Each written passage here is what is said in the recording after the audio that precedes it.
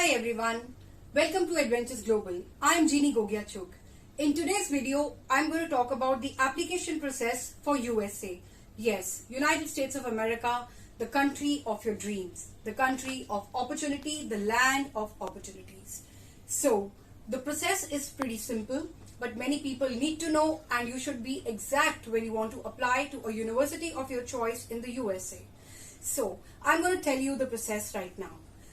Firstly, as I have always said, you Google search the universities that you want to go. If you have any preferences of your place or the areas that you want to go, or the university and the course of your choice, search exactly that. Otherwise, if you are open to going to any university, try to figure out by applying to various universities and checking the eligibility criteria whether you are eligible for that particular course or not.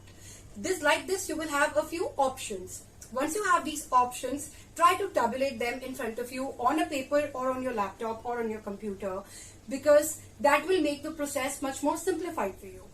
After you have shortlisted, check the eligibility criteria. Each university, each course has a different eligibility criteria. For an undergraduate course, it's different. For a postgraduate course, it's different. And the requirement from India is also individual depending on the course that you want to take up. Now we come to the documents list. Oh, of course, before that I'd like to tell you the application fee. The application fee starts from about $35 and goes up to $100 when you're applying to a good college in the US. Of course, many colleges offer a free application fee also, and you can apply to them without any hesitation because this fee is generally non-refundable. So be very sure where you want to apply. After this, we come to the documents. Needless to say, the passport, your travel document with a valid date, is something which is the most essential one. Next will come the score sheets. If you are applying after class 12, then your score sheets of class 9, 10, 11 and 12 should be there. If you are applying for a master's course, then your graduation or your bachelor's degree, all the mark sheets should be there. The individual mark sheets of each year and the cumulative result should be there ready with you. Be ready with all your documents, and next you come to the qualifying examinations that you must have already taken by now in case you are planning to move to the US. So you have SAT, you have ACT, you have GMAT, you have GRE and TOEFL or IELTS.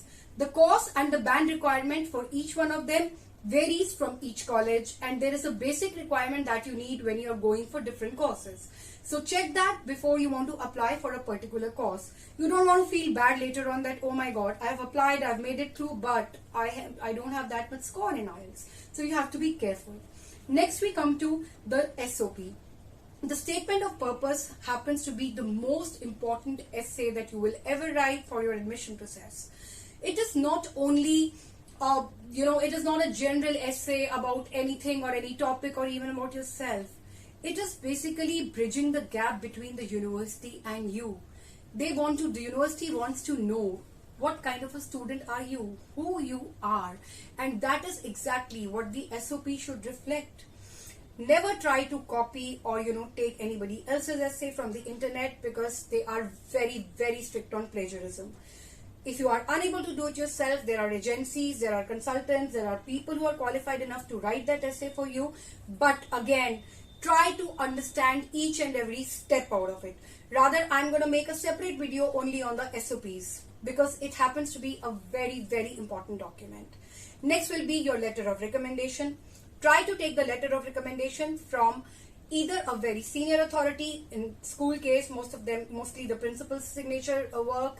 In the case of college, again, the principal's signature always work. Or if it is a reference, then it could be a lawyer, it could be anybody in any government job. Like in India, they always prefer a gazetted officer. So try to have a letter of recommendation, because the name, email ID and the phone number of the person who gives you a referral is also important, because that is also required to be fulfilled when you apply for a few universities. Next we come to the proof of finances. As you all know that the proof of finances and the bank statement of the latest one, which is of the last few months, is very, very important when you want to go abroad, because that is something that the college needs to know. The university and the country needs to be assured that you will be able to pay the fees and you will not have to leave the course midway. Just imagine you're studying and you're in the midst of a semester and you are working so hard, and all of a sudden you have this tension that, oh my God, I have to pay the fees. They do not want you to be going through that condition. So that's the reason that the fees is always submitted for a year in advance, and the bank statement is a proof enough to show you that yes, I am capable of affording this education for myself. The amount could be taken from your father, from your, generally it's the parents only, or it could be taken from any of your relatives or whatever source you want to have, but you should have a proof of it and even a letter if somebody else is sponsoring you. In this case, generally the parents do it mostly. Alright, but you could also have either of your relatives doing it for you.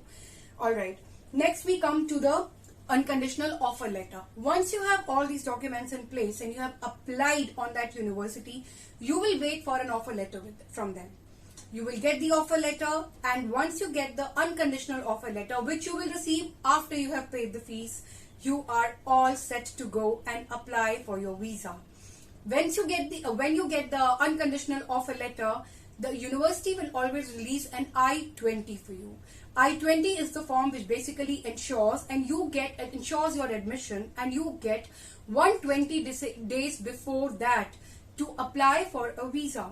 So let's say if your I-20 is issued, you have exactly 120 days, which is a good time of 4 months to apply for your visa, and in most of the cases you get that visa. So you're all good to go. And what will be next? It will be the visa process. I'm going to talk to you about the visa process in the next video. Like us and follow us on all the social media handles. I am Jinnie Gogia Chugh from Edventures Global. Oh yeah, I forgot to mention, at any of these steps, rather at each step, you will be needing a reliable education consultant, which is Edventures Global. We are waiting for you to see you and help you realize your dream of studying in the USA.